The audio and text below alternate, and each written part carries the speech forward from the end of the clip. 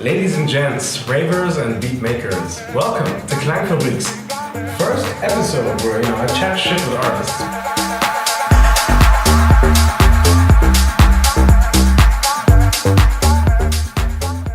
We're here with one of our liner headliners. Given that you're playing with high class field. Yes. Is that the first time you're in the lineup with him? Is that the first time you've been listed with him? I'm actually not really familiar with his music. I just know that he's from Full God Records, and but he's from Montreal, right? I think, which is a huge scene at the moment. Some guys just like Kilichonana, Pono, this kind of stuff. Yeah, it's gonna be fun to listen to him, I think. Yeah. Having you say that, do you think that he's part of Create Trinidad's crew? Do you see a sound similarity? Do you hear something where you're just like, whoa, high class feel? They hang around with Kevin. Well, probably as I said, I'm not really familiar with his music, but I would say I've heard a few tracks, and you can feel like this mix between electronic and hip hop, which is kind of new. I mean, we used to have that, but this kind of feeling, which is a mix of house and hip hop, with a soul, new soul feeling. I think it's part of that group. So sure. Yeah. Given the French house you guys all do, you FKJ and all the boys, you do have a lot of hip hop influences. In some sense, I hear 80s and 90s. Yeah. 80s are definitely a true inspiration for us, because I would say 82 is the best year for disco and funk music. Okay. It's basically where you have all those killer tracks. That's actually the year they replaced the bass line, the classic bass, with analog bass, which is a term to funk. And this with what synthesizer? Sorry. Probably the Moog, I would say. Okay, yeah. And they started to play, a bass line with the Moog synthesizers, and I think this is a turning point to electronic music, basically, with a housey feelings, house before house.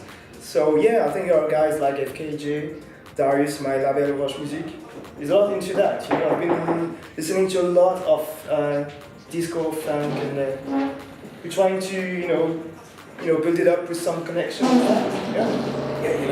You're talking about 1982. Do you want to pop 1-2 artists? 82, 1982. Sorry, You want to pop 1-2 artists? I mean, we all know Quincy motherfucking Jones was doing this thing. But 1982. Is there 1-2 artists we should know about? Given that you've really researched, or you have, or someone told you. Well, one guy is called Lilou Thomas. Like 4-track EP, which is really good, which is from 82, of course. And this guy is pretty, it's synthetic of this area.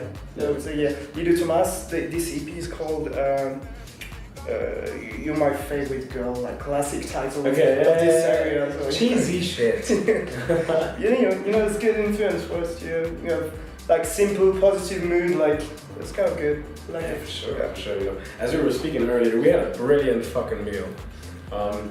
You said you just built your own studio with your boys, so you got FKJ, you got what does that feel like? You guys come into a space, you're like, yo boys, this is our ground foundation to any inspiration that we can put down. How does that feel? Did you guys throw a party?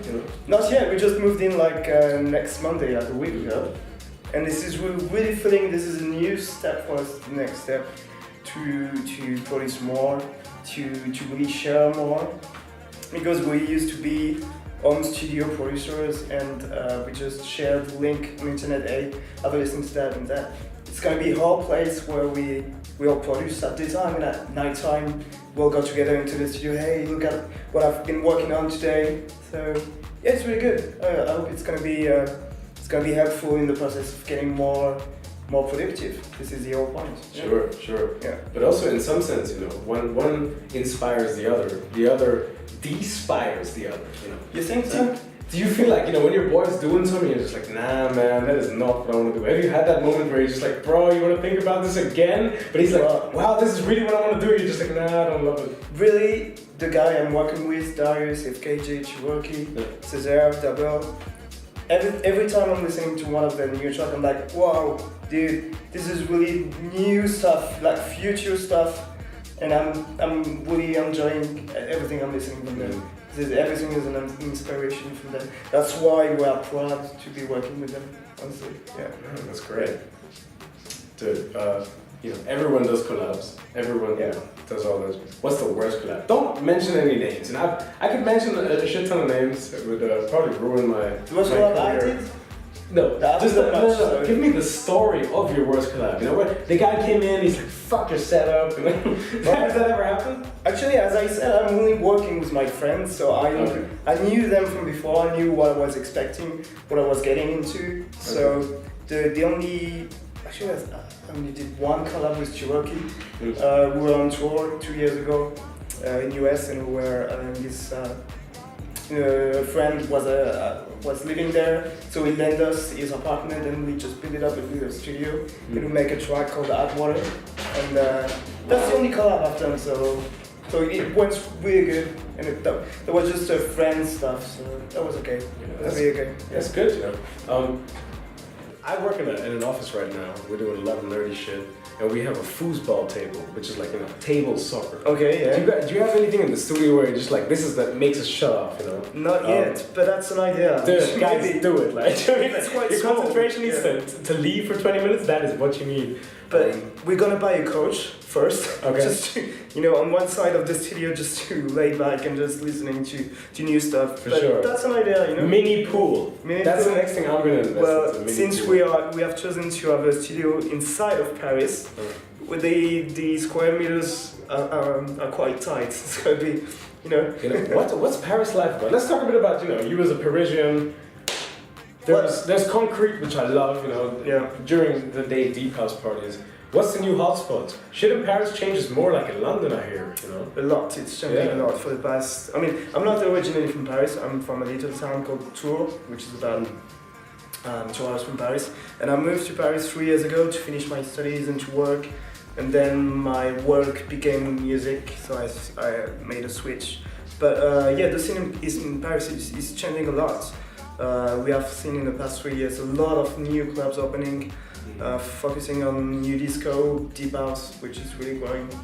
So I would say Wanderlust is probably my favorite, because in the summertime, also wintertime, because it's a huge terrace, like 1,000 square meters. Also a club with a really good sound system. And there is many new clubs opening. You said concrete. I cannot even name all of them because there's so many. But the one I'm going to, because I'm going to clubs usually to play or to see my friends, and they most of the time playing in the same club. So I'm going to social club on the. So right, this is interesting. You telling me you go there to see your friends or just to party or just to play. Were you a raver before you indulged into this whole thing? Would it be something you would do on a Friday or a Saturday? Fuck, let's go house clubbing? Actually, no. This is weird because I'm not. Or was the music first? Well, I love more the fact of producing music than going to a club to listen to someone. This is weird because the first gig I ever done in Paris, that was 4 years ago. I got booked by a guy because of one of my first track. That was actually the first time I went to a proper club in Paris. I used to go when I was really younger. Yeah, I'm not going out at clubs just for that's weird to say, but for music. I'm going there to. It's all about my friends and friendship, and see my friend and say hi and listen to his set. And because I know his background, and that's weird to say, but that's my feeling, what I have in head. It's like, I'm just going there for the mood more than the music, I would say. Okay. But I like to listen to a great, DJ set. Like, for instance, the last one I saw was DJ EZ. Which is sick. EZ is amazing. I don't know how old he is. But he's been around for a while. Is better. I've seen him for the last 4 years. Every set is fucking better. He was at the social club, the small social club on a Wednesday, and everyone was raving. There was such a mood. I mean, technically, it's just really good. So this is the kind of clubbing I like to go. Like when I know something is outstanding, really out of normal, I would go to that. But usually, I just go to see my friends or play. Basically. This is interesting, given that you're saying that you love to go to social club. You must have gone to social club for years. Tell us how it's evolved. Well, To be honest. On one night I got Gesaffelstein, the other night I got Major Lazer, and then the other night I got something completely different. Moby still chooses to do shit there. A lot of people still take that as like the church of electronic music in France. But is it still that though? It's when it comes changing to a lot. people? Honestly, it's changing a lot, and it's not anymore the main place where future hit makers will be playing. It used to be really big. I mean, I was at home watching videos of like guys like Ed Banger and stuff in the 2005, 2004. I was not living in Paris. Ed Banger, baby. And I was watching them play at this place, and it was like, yeah, to me it was a church. And a few years later, I was playing there, and I was like, yeah, this is really cool. But now there's so many new clubs opening that the center of attraction is getting really dissolved in many different places. So it's really hard to pick one and to say, yeah, this is the main thing in Paris. Concrete, like you said, is really big for other genres like techno, which I listen to sometimes, but is not my favorite one. There is also places focused on new disco, and I mean, there's so many places depending on what you listen to that it's really hard to pick one that's gonna be growing. It's hard to say, honestly. Yeah. And yes, Thomas, that is the end of our conversation. Thank you so much. He's gone on like 40 minutes, so we gotta get 4 beers in him. We'll try. No. But Tommy, all I gotta give you for the way is thank you for being a part of this brilliant night we've had. Thank you for having me. It's not even fucking 1 o'clock. You've taught us so much. All the best. Keep doing your thing. And let me know any analog synthesizers that come your way, and you're like, yes. Oh, Bear, I cannot believe it. That would be amazing. Have a new let me know. Yeah, I know. Yeah, sure. We are only on VST, but we're gonna buy some stuff for this. Talk, let me know. We'll tell you. Sure. This is Cartel and Rob Z, Klangfabrik. We wish them all the best. Get them safe. Tommy, all the best. All the best. If you weren't understanding, you missed something.